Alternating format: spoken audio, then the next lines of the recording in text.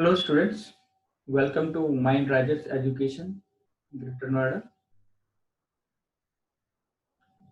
Today I will discuss Class 12 Physics Chapter 1 Electrostatics.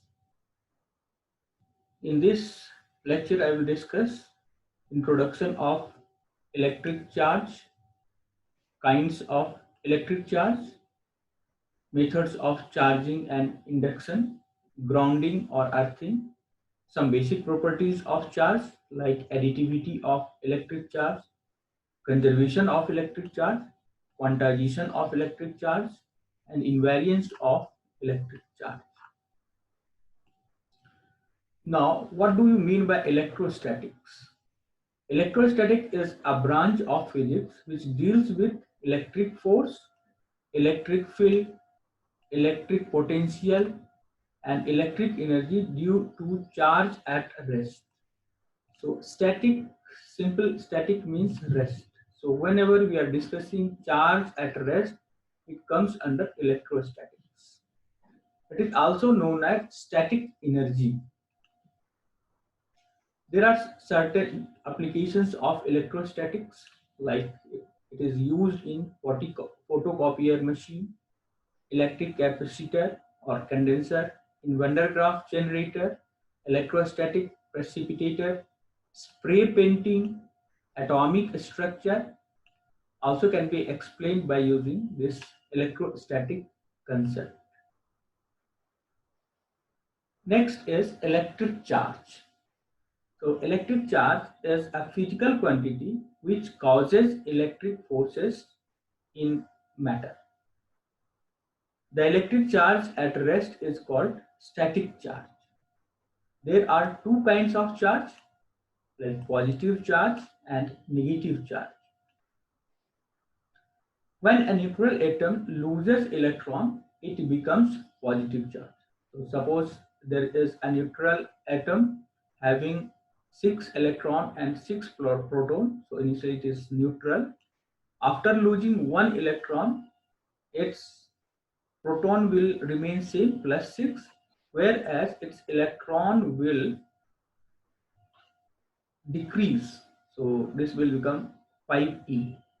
So net charge here will be plus 6 and minus 5. So there will be plus 1 charge. Whenever any neutral atom gain 1 electron, it becomes more negative. So suppose there was plus 6 charge and now it has gained 1 electron, so it becomes minus 7. So charges is minus e in this case. So this is called negative charge particle and this is positive charge particle. Next, I will discuss there is some important points regarding charges. So charge on proton is plus 1 into 10 to the power minus 19 coulomb, whereas charge on electron is minus 1.6 into 10 to the power minus 19 coulomb. So there is difference only in sign in case of charge on proton and electron. So you will get many questions from this. The mass of positively charged body is less than the mass of neutral body. So this decrease in mass of positive charged body is equal to number of electron lost into mass of electron. So whenever a body becomes positive charge, so its mass decreases. Similarly, the mass of negatively charged body is more than neutral body. So there is increase in mass number, and the increase in mass number is equal to number of electron gained into mass of 1 electron. So let's consider this example. Suppose there is an element sodium. Sodium has 11 electron. Whenever it becomes positive charge, Na plus, so its electron will decrease by 1. So they have only 10 electron. And in case of Na minus, 1 electron gained. So total electron is 11 plus 1. There are 12 electrons. So in this manner, charges works. Now, there are certain methods of charging. How you can charge an object? So you can charge a conductor by using three techniques. They are charging by conduction, charging by friction, and charging by induction. So we will discuss one by one. First, I will discuss charging by conduction. When uncharged conductor touched with charged conductor, then uncharged conductor acquire charge of similar charged conductor. So this is initially uncharged object, and there is one charged object touches to this. After this, it becomes negatively charged. So charge on charged particle is same as charged of conductor. So this is very important in case of charging by conduction. Means conductor charges with same type of charges. Next type of charging technique is charge by friction. Whenever you rub your hand, it gets charged. It also produces charge. Best example is comb and bits of paper. So here we can generate charge with help of friction. Third method is charging by induction. Charging a body without physical contact are known as inducing charge or charge by induction.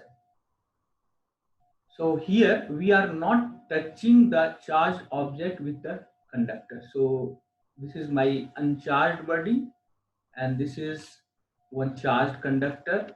So just you have to keep some distance, and due to this mutual one charges induced here, since this is not touching the conductor.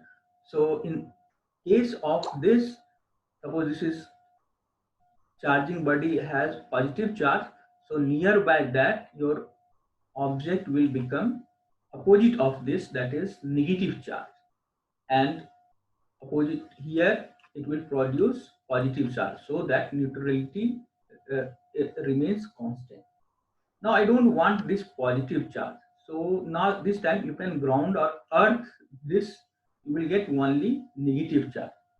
So this is your charging conductor, charging object has positive sign, whereas the neutral conductor becomes negatively charged.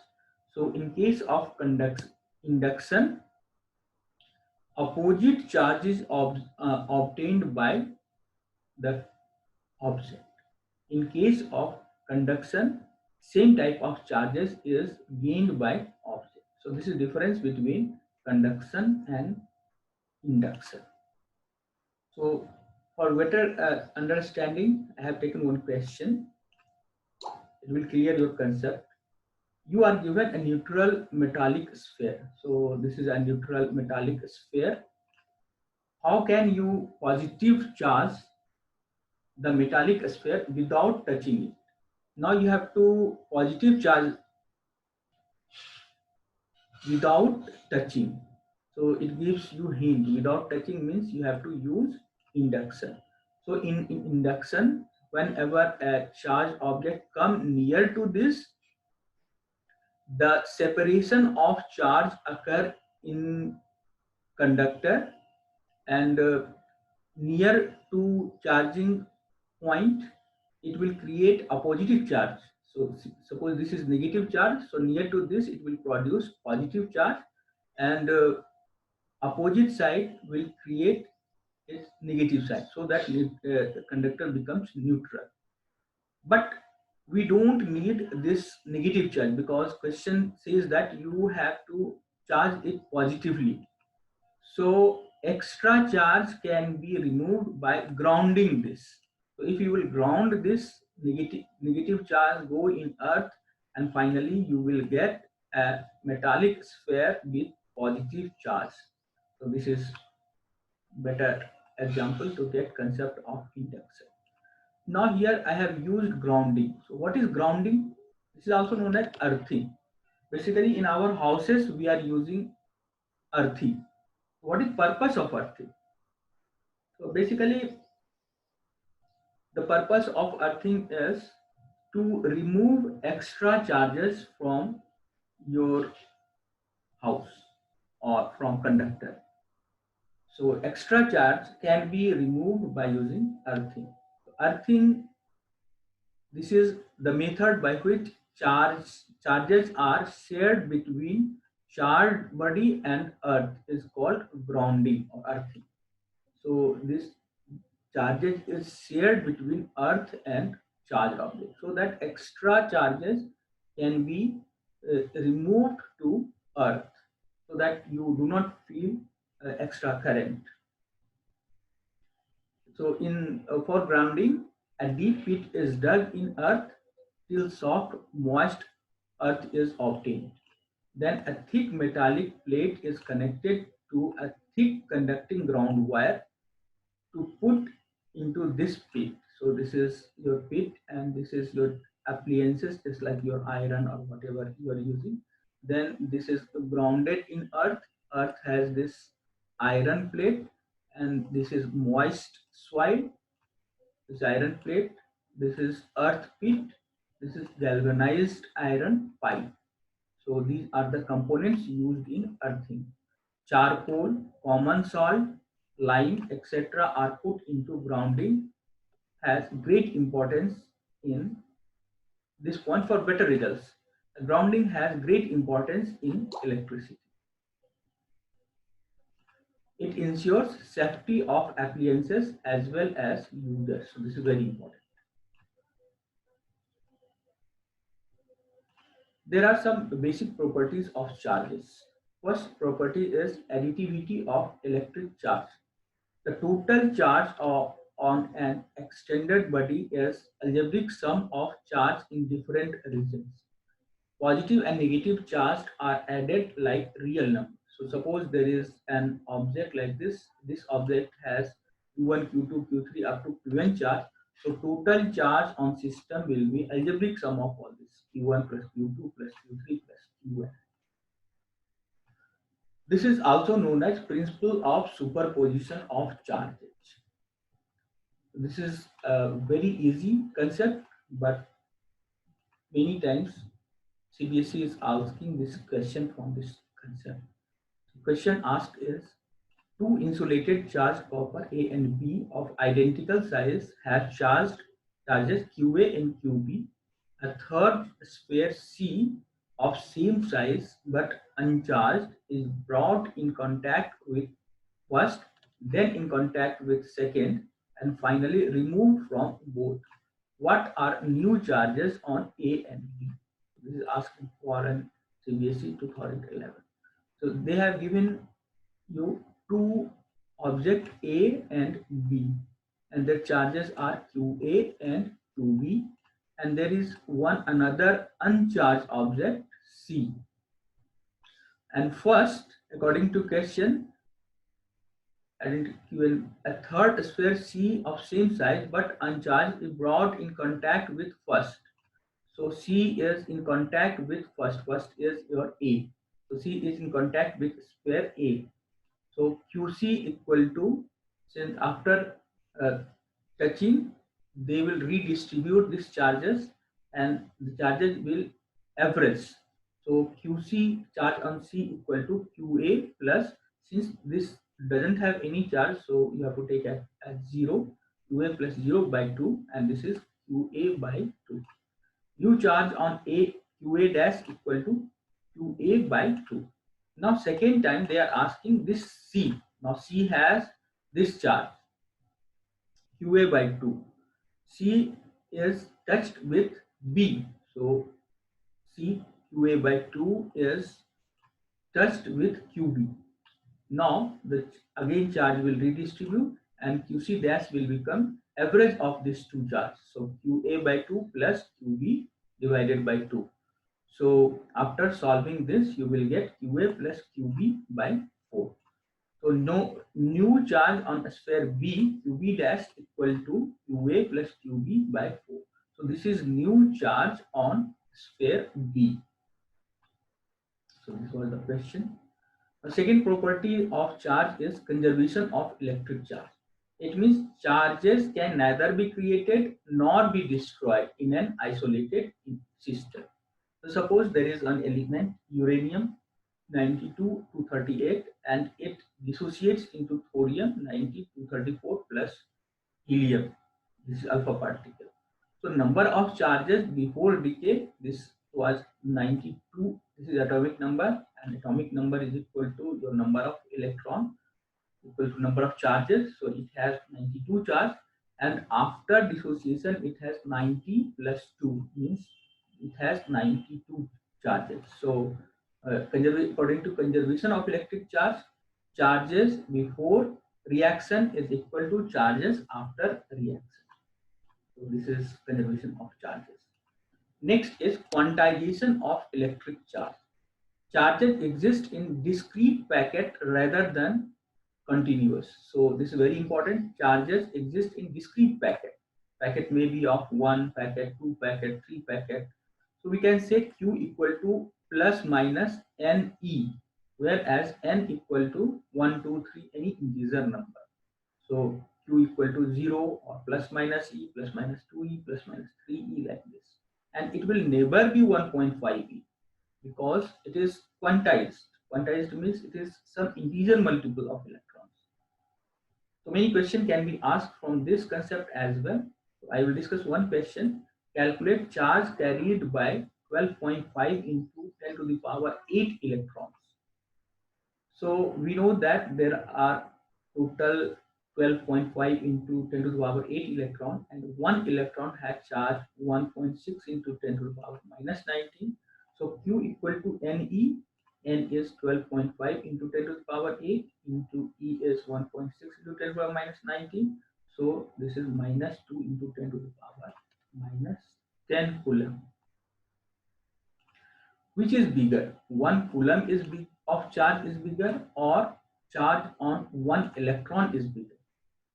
So you know that charge of 1 electron is 1.6 into 10 to the power minus 9 coulomb. So what is 1 coulomb?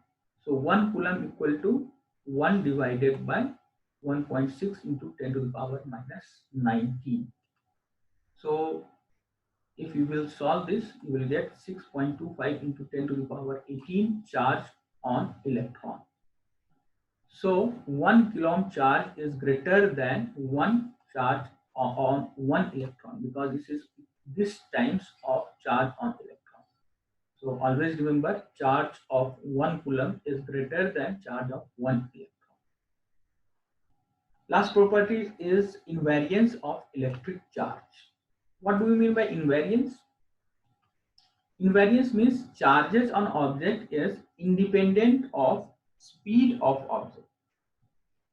So charge on a body at rest is equal to charge on body in motion, because it does not vary with motion. So this is very important. Charge at rest is equal to charge in motion. Now there are some difference between electric charge and mass. So electric charge may be positive or negative, whereas mass is always positive.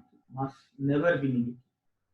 Charge is quantized, whereas mass is not quantized. Mass may be 1.5 kg, 2.5 kg, like this. Charge on rest equal to charge on motion, whereas mass of object varies with motion. According to Einstein equation, m square equal to m naught square root of 1 minus v square by c square. So this mass varies according to this equation. Forces between charge are either attractive or repulsive, whereas mass is always repulsive. Mass never attract each other. Next is, between two charges, electrostatic force exists, whereas between two mass, gravitational force exists. So this is the difference between electric charge and mass. That's all for today's lecture. We will discuss more in next class. In next class, I will give you all important derivation related to chapter 1 of electrostatics, so that you can revise all the important derivation within few times. Thank you.